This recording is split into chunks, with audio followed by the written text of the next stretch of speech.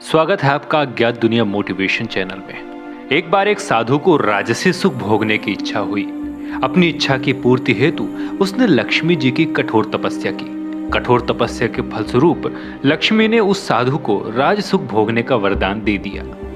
वरदान प्राप्त कर साधु राजा के दरबार में पहुंचा और राजा के पास जाकर राजा का राज मुकुट नीचे गिरा दिया। ये देख राजा क्रोध से कांपने लगा, किंतु उसी क्षण उस राज मुकुट से एक सर्प निकलकर बाहर चला गया।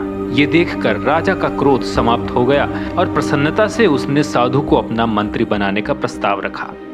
साधु ने राजा का प्रस्ताव स्वीकार कर लिया और वो मंत्री बना दिया गया। कुछ दिन बाद उस साधु ने राजमहल में जाकर सबको बाहर निकल जाने का आदेश दिया। चूंकि सभी लोग उस साधु के चमत्कार को देख चुके थे, अतः उसके कहने पर सभी लोग राजमहल से बाहर आ गए तो राजमहल स्वतः गिरकर ध्वस्त हो गया। इस घटना के बाद तो संपूर्ण राज्य व्यवस्था का कार्य उस साधु द्वारा होने लगा। अपने बढ़ते प्रभाव को देखकर साधु को अभिमान हो गया और वो अपने को सर्वे सर्वा समझने लगा। अभिमानवश एक दिन साधु ने राजमहल के सामने स्थित गणेश की मूर्ति को वहां से हटवा दिया, क्योंकि उसके दृष्टि में ये मूर्ति राजमहल के सौंदर्य को बिगाड़ रही थी। अभिमानवश एक दिन साधु ने राजा से कहा कि उसके कुर्ते में सांप है, अतः वो कुर्ता उतार दें। राजा ने पूर्व घटनाओं के आधार पर भरे दरबार में अपना कुर्ता उतार दिया, किंतु उसमें से सांप नहीं निकला।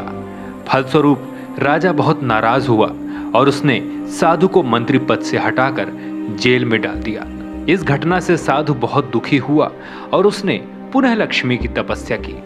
लक्ष्मी ने साधु को स्वप्न में बताया कि उसने गणेश की मूर्ति को हटाकर गणेश को नाराज किया है, इसलिए उस पर यह विपत्ति आई है। क्योंकि गणेश के नाराज होने से उसकी बुद्धि नष्ट हो गई तथा धन या लक्ष्मी के लिए बुद्धि आवश्यक है। अतः जब तुम्हारे पास बुद्धि नहीं रही तो मैं भी चली गई। जब साधु ने स्वप्न में ये बात जानी तो उसे अपने किए पर बहुत पश्चाताप हुआ। साधु को अपनी गलती का एहसास हो गया और उसने पश्चाताप किया तो अगले ही दिन राजा ने भी स्वतः जेल में आकर साधु से अपनी गलती के लिए क्षमा मांगी और उसे जेल से मुक्त कर पुनः मंत्री बना दिया। मंत्री बनने पर साधु ने पुनः गणेश की मूर्ति को पूर्ववत स्थापित करवाया, साथ ही साथ लक्ष्मी की भी मूर्ति स्थापित की और सर्वसाधारण को ये बताया कि सुख पूर्वक रहने के लिए ज्ञान एवं समृद्धि दोनों जरूरी हैं। इसलिए लक्ष्मी एवं गणेश दोनों का पूजन एक साथ करना चाहिए। तभी से लक्ष्मी के साथ गणेश पूजन की परंपरा आरंभ हो गई। मित्रों, ये कहानी सुनकर आपको कैसा लगा कमेंट बॉक्स में हमें ज़रूर बताइए। इस कहानी से अगर आपको कुछ सीखने को मिला है तो हमारे मोटिवेशनल चैनल अज्ञात दुनिया मोटिवेशन को सब्सक्राइब करके बिल नोटिफिकेशन को ऑन कर लें, ताकि हम आपके लिए ऐसी ही मोटिवेशनल कहानियाँ लेकर आते रहें। हर हर महादेव।